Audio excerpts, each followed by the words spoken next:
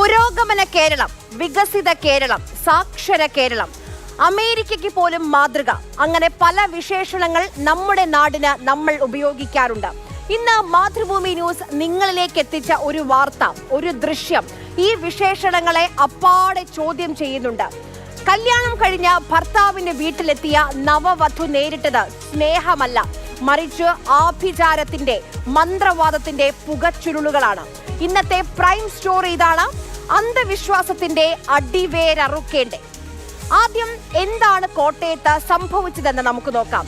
കോട്ടയം മണർക്കാടാണ് ഈ സംഭവം. നവവധുവിന് മേൽ ഭർത്താവിന്റെ വീട്ടുകാർ ആഭിചാരക്രിയ നടത്തി. പിന്നെ അതിക്രൂരമായ പീഡനവും. യുവതിയുടെ ശരീരത്തിൽ മരിച്ചുപോയ ബന്ധുക്കളുടെ ദുരാത്മാക്കൾ കൂടിയിട്ടുണ്ടെന്ന് പറഞ്ഞായിരുന്നു ഈ ആഭിചാരക്രിയ. യുവതിയുടെ ഭർത്താവായ അഖിൽ ദാസ്, ഈ ഭർത്താവിന്റെ അച്ഛൻ ദാസ്, പൂജ നടത്തിയ ശിവദാസ് എന്നിവരെ പോലീസ് അറസ്റ്റ് ചെയ്തിട്ടുണ്ട്. ഒളിവിൽ പോയ ഭർത്താവിന്റെ അമ്മ സൗമനിക്കായി അന്വേഷണം തുടരുകയാണ്. പുള്ളി എന്നോട് പറഞ്ഞ നിങ്ങളുടെ വീട്ടുകാർ എന്തോ കൂടോത്രം ചെയ്തിട്ടുണ്ട്, അതുകൊണ്ടാണ് കൊച്ച് വീട്ടിൽ ഓരോ പ്രശ്നങ്ങളും കാര്യങ്ങളും ഉണ്ടാക്കുന്നതെന്ന് പറഞ്ഞു. പിന്നെ അത് ഞാൻ 3 പട്ട് വെച്ചിട്ടുണ്ടേ, പട്ടിനകത്ത് കെട്ടി കാലയിൽ ഓരോ കെട്ട് വെച്ചിട്ട് ആ പുള്ളി എന്നിട്ട് ഓരോന്നും മന്ത്രങ്ങൾ ചൊല്ലി നിർത്തിക്കൊണ്ടിരിക്കുകയായിരുന്നു. അത് കഴിഞ്ഞപ്പോൾ പുള്ളി എന്നോട് പറഞ്ഞു കൊച്ചിൻ്റെ ദേഹത്ത് ബാധയുള്ളതുകൊണ്ടാണ് കൊച്ചി ഇങ്ങനെയൊക്കെ ദേഷ്യപ്പെടുകയും സംസാരിക്കുകയും ചെയ്യുന്നത്. ഞാനും എൻ്റെ കെട്ടിയവനും സംസാരിച്ചു കഴിഞ്ഞാൽ അത് ഉടനെ ബാധയാണെന്ന് പറഞ്ഞുകൊണ്ടിരിക്കുന്നത്. എൻ്റെ ദേഹത്ത് ബാധയുള്ളതുകൊണ്ടാണ് ഞാൻ ദേഷ്യപ്പെടുന്നത്, പ്രശ്നങ്ങളുണ്ടാകുന്നതെന്ന് പറഞ്ഞു. ഇന്നത്തെ കാലത്തും ഇത്തരം മനുഷ്യർ നമുക്ക് ചുറ്റും ഉണ്ട് എന്നത് അത്ഭുതപ്പെടുത്തുന്ന കാര്യമാണ്. ഈ മന്ത്രവാദി നമ്മുടെ കേരളത്തിൽ എത്ര കാലമായി വിലസുന്നു.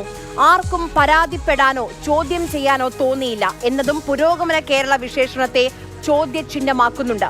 ഇവിടെയാണ് സംസ്ഥാന സർക്കാരിന്റെ ഇടപെടലിനെ കുറിച്ച് നമുക്ക് സംസാരിക്കേണ്ടത്.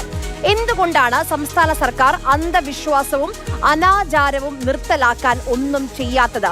മഹാരാഷ്ട്രയുടെ മോഡൽ നമുക്ക് മുന്നിലുണ്ട്. 14ാം കേരള നിയമസഭയുടെ 15ാം സമ്മേളനത്തിൽ എം മുകേഷ്, പുരുഷൻ കടലുണ്ടി, KU അരുണൻ, P ഉണ്ണി എന്നിവർ ചോദിച്ച നക്ഷത്ര ചിഹ്നമിട്ടൊരു ചോദ്യമുണ്ടായിരുന്നു. ചോദ്യം ഇതായിരുന്നു: രോഗബാധിതരെ ശാസ്ത്രീയ മുറപ്രകാരം ചികിത്സയ്ക്ക് വിധേയരാക്കാതെ മാന്ത്രിക ഏലസുകളും ആഭിചാര ക്രിയകളും ഉപയോഗിച്ച് രോഗം ഭേദപ്പെടുത്താൻ ശ്രമിക്കുന്ന തലത്തിലേക്ക് യുക്തിബോധം അധപ്പതിച്ചിരിക്കുന്നു. അതിനാൽ മഹാരാഷ്ട്ര മാതൃകയിൽ അന്ധവിശ്വാസ ഉന്മൂലന നിയമം രൂപീകരിക്കാൻ നടപടിയെടുക്കുമോ? ഇതായിരുന്നു ചോദ്യം. അന്ന് നിയമവകുപ്പിന്റെ ചുമതലയുണ്ടായിരുന്നത് AK ബാലനാണ്. അദ്ദേഹത്തിന്റെ മറുപടി ഇതായിരുന്നു: ബോധവൽക്കരണം അത് അനിവാര്യമാണ്. ആഭ്യന്തര വകുപ്പിന്റെ നിർദ്ദേശം ഇപ്പോൾ നിയമ പരിഷ്കരണ കമ്മീഷന്റെ പരിഗണനയിലാണ്.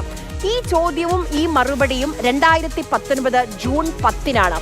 ഇത് വർഷം 2025-ആണ്. നമ്മുടെ സർക്കാർ എന്ത് ചെയ്തു? കരട് നിയമമെങ്കിലും പുറത്തിറക്കിയോ? 4 പ്രധാനപ്പെട്ട ബില്ലുകളാണ് നിയമസഭയിൽ ഇതുമായി ബന്ധപ്പെട്ട് ഇതുവരെ അവതരിപ്പിക്കപ്പെട്ടത്. ആദ്യം 2014 അന്ന് ആഭ്യന്തരമന്ത്രിയായിരുന്ന രമേശ് ചെന്നിത്തല അന്ധവിശ്വാസ നിരോധന ബിൽ കൊണ്ടുവരുമെന്ന് നിയമസഭയിൽ പ്രഖ്യാപിച്ചു. ADGP ആയിരുന്ന A ഹേമചന്ദ്രൻ ഈ ബില്ലിന്റെ കരടും തയ്യാറാക്കി. അന്ധവിശ്വാസത്തിന്റെ പേരിലുള്ള ചൂഷണം തടയൽ ബിൽ 2014 സമർപ്പിക്കുകയും ചെയ്തു. പോലീസ് ഉദ്യോഗസ്ഥരുമായി ചർച്ച ചെയ്തു. വിവിധ മേഖലകളിലെ വിദഗ്ധരുമായി ചർച്ച ചെയ്തു. അങ്ങനെയാണ് ആ ബിൽ തയ്യാറാക്കിയത്. വിവിധ തലങ്ങളിൽ ചർച്ച ചെയ്ത് നിയമം കൊണ്ടുവരുമെന്ന ചെന്നിത്തലയുടെ നിയമസഭയിലെ പ്രഖ്യാപനത്തോടെ ആ ബില്ലിന്മേലുള്ള നടപടി കഴിഞ്ഞു. ഇനി രണ്ടാമത്, അത് 2018-ലാണ്. അന്ന് MLA ആയിരുന്ന PT തോമസ് ആൾ ദൈവങ്ങൾ അടക്കമുള്ളവർക്കെതിരെ നടപടിക്ക് നിർദ്ദേശിക്കുന്ന അന്ധവിശ്വാസ നിരോധന ബിൽ കൊണ്ടുവന്നു. യുക്തിസഹമല്ലാത്ത വിശ്വാസങ്ങളും അവയെ ചൊല്ലിയുള്ള ആചാരങ്ങളും എന്നായിരുന്നു PT തോമസിന്റെ ബില്ലിൽ അന്ധവിശ്വാസത്തെ നിർവചിച്ചത്. അന്ന് ഭരണപക്ഷത്തു നിന്നും പ്രതിപക്ഷത്തു നിന്നും 5 പേർ വീതം ഈ ബില്ലിനെ അനുകൂലിച്ച് സംസാരിച്ചു. സ്വകാര്യ ബില്ലായതിനാൽ പരിഗണിക്കേണ്ടതില്ല എന്ന നിഷേധാത്മക നിലപാടായിരുന്നു അന്ന് മുഖ്യമന്ത്രിക്ക് വേണ്ടി മന്ത്രി AC മൊയ്തീൻ സഭയിൽ പറഞ്ഞത്. എന്നാൽ ഈ ബിൽ ഔദ്യോഗിക ബില്ലായി പരിഗണിക്കണമെന്ന് സ്പീക്കർ P ശ്രീരാമകൃഷ്ണൻ നിർദ്ദേശിക്കുന്നു. സമഗ്ര നിയമം കൊണ്ടുവരുമെന്ന ഉറപ്പിൽ PT തോമസിന്റെ ബിൽ സൂത്രത്തിൽ സർക്കാർ ചുവപ്പ് നാടയിൽ ബന്ധിച്ചു.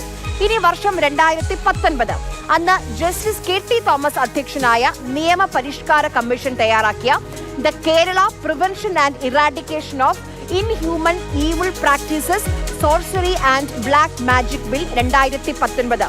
ഈ കരട് ബില്ലാണ് വന്ന മറ്റൊന്ന്. മന്ത്രവാദം, കൂടോത്രം, നഗ്നരാക്കി നടത്തിക്കൽ, പ്രേതബാധ ഒഴിപ്പിക്കൽ, നിധി തേടിയുള്ള ഉപദ്രവം, ചികിത്സ തടയൽ, മന്ത്രവാദത്തിന്റെ പേരിൽ ലൈംഗികമായി പീഡിപ്പിക്കൽ തുടങ്ങിയവ ശിക്ഷാർഹമാക്കുന്നതായിരുന്നു ഈ ബിൽ. എന്നാൽ ഈ കരടിൽ പറഞ്ഞിരിക്കുന്ന ആചാരങ്ങൾ സംബന്ധിച്ച് മതസംഘടനകൾ എതിർപ്പുമായി രംഗത്ത് വന്നു. അങ്ങനെ ഇതിൽ നിന്ന് സർക്കാർ പിൻവലിഞ്ഞു. വിശ്വാസവും അന്ധവിശ്വാസവും തമ്മിലുള്ള വേർതിരിവ് സംബന്ധിച്ച അവ്യക്തതയാണ് ഈ കരടിന് പകരം പുതുക്കിയ ഒരു ബിൽ തയ്യാറാക്കണമെന്ന് പറഞ്ഞ് പിന്നീട് ഈ വിഷയം മന്ത്രിസഭ മാറ്റിവെച്ചത്. പിന്നെ 2021 നിയമസഭയിൽ KD പ്രസേനൻ ഒരു നോട്ടീസ് നൽകി. കേരള അന്ധവിശ്വാസ അനാചാര നിർമ്മാർജ്ജന ബിൽ അവതരിപ്പിക്കുകയും ചെയ്തു. അനാചാരം, അന്ധവിശ്വാസം, മന്ത്രവാദം തുടങ്ങിയ കാര്യങ്ങളെ നിർവചിക്കുന്ന കൃത്യമായൊരു ബില്ലായിരുന്നു അത്. പക്ഷേ ഈ ബില്ലിലും ഒന്നും സംഭവിച്ചില്ല. അന്ധവിശ്വാസങ്ങളെയും അനാചാരങ്ങളെയും സമഗ്രമായി പരിശോധിക്കുന്ന ബില്ലായിരുന്നു പ്രസന്നേനത്. ഇലന്തൂർ ഇരട്ട നരബലിക്ക് പിന്നാലെ നിയമനിർമ്മാണം വേണമെന്ന വാദം പിന്നെയും ശക്തമായി ഉയർന്നു. ഹൈക്കോടതിയിൽ വരെ ഹർജിയെത്തി. സർക്കാർ എന്തു ചെയ്തു നോക്കാം. കഴിഞ്ഞ 4 നൂറ്റാണ്ടായി മാറി മാറി വരുന്ന ഇടതു വലത് സർക്കാരുകൾ ആവർത്തിച്ചു പറഞ്ഞുകൊണ്ടിരിക്കുന്ന കാര്യമാണ് ആഭിചാരത്തിനും ദുർമന്ത്രവാദത്തിനുമെതിരെയുമുള്ള ഒരു നിയമം കൊണ്ടുവരും എന്നുള്ളത്. സംസ്ഥാന നിയമസഭ ഈ നിയമം പാസ്സാക്കുമെന്നും ഓരോ സർക്കാരും ആവർത്തിച്ച് പറയുന്നുണ്ടെങ്കിലും ഇതുവരെ നടപ്പായിട്ടില്ല എന്നുള്ളതാണ് വസ്തുത. അതെന്തുകൊണ്ട് നടപ്പാകുന്നില്ല എന്ന് ചോദിച്ചാൽ അതിനൊറ്റ മറുപടിയേ ഉള്ളൂ. പുരോഗമന സർക്കാർ എന്ന് പറയുമ്പോഴും അത് നടപ്പാക്കാനുള്ള ആർജവം കേരളത്തിലെ സർക്കാരിന് ഉണ്ടാകുന്നില്ല എന്നുള്ളതാണ്. 2014 മുൻ DGP ആയിരുന്ന ഹേമേന്ദ്രൻ സാർ, അദ്ദേഹമാണ് ആദ്യത്തെ ഒരു കരട് റിപ്പോർട്ട് തയ്യാറാക്കി രമേശ് ചെന്നിത്തല ആഭ്യന്തരമന്ത്രിയായിരിക്കുന്ന സമയത്ത് കൊണ്ടുവരുന്നത്.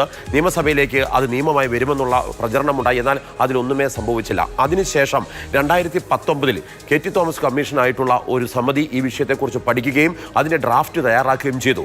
അതും ഇതുവരെ സർക്കാർ നിയമമാക്കി മുന്നോട്ട് കൊണ്ടുവന്നിട്ടില്ല. ഇതിനിടയിൽ PT തോമസ് MLA, അതോടൊപ്പം തന്നെ KD പ്രസേനൻ MLA എന്നിവർ സ്വകാര്യ ബില്ലുകളായിട്ട് ദുർമന്ത്രവാദത്തിനെതിരെയുള്ള നിയമനിർമ്മാണം നടത്തുവാൻ വേണ്ടി ശ്രമിച്ചെങ്കിലും അത് സ്വകാര്യ ബില്ല് പരിഗണിക്കപ്പെട്ടിട്ടില്ല. ഇതെല്ലാം വരുന്ന സമയത്തും സർക്കാർ ആവർത്തിച്ച് പറഞ്ഞ കാര്യം കൂടിയായിരുന്നു ഇതിനെതിരെ നിയമനിർമ്മാണം നടത്തുമെന്നുള്ളത്. എന്നു മാത്രമല്ല, മഹാരാഷ്ട്ര, കർണാടക എന്നീ സർക്കാരുകൾ നടപ്പാക്കിയ പോലെയുള്ള ഒരു നിയമം കൊണ്ടുവരുമെന്നവർ പറഞ്ഞുവെങ്കിലും മതസാമുദായിക ശക്തികൾ ഇടപെടുന്നത് കൊണ്ട് സാധിക്കുന്നില്ല എന്നുള്ള ഒഴുക്കൻ മറ്റുള്ള മറുപടിയിലാണ് അപ്പോഴും ഈ നിയമം സംസ്ഥാന സർക്കാർ നിയമസഭയിൽ കൊണ്ടുവരികയോ പാസ്സാക്കുകയോ ചെയ്യാതിരിക്കുന്നത്. ബീഹാർ, ഛത്തീസ്ഗഡ്, ഝാർഖണ്ഡ്, ഒഡീഷ, രാജസ്ഥാൻ, അസം, മഹാരാഷ്ട്ര, കർണാടക ഈ 8 സംസ്ഥാനങ്ങളിൽ മാത്രമാണ് അന്ധവിശ്വാസങ്ങൾക്കെതിരെ നിയമനിർമ്മാണം നിലവിലുള്ളത്. സംസ്ഥാന സർക്കാരുകളല്ല, ശരിക്കും കേന്ദ്ര സർക്കാർ ഇടപെടേണ്ട വിഷയമാണിത്. രാജ്യവ്യാപകമായൊരു നിയമമാണ് അനിവാര്യം.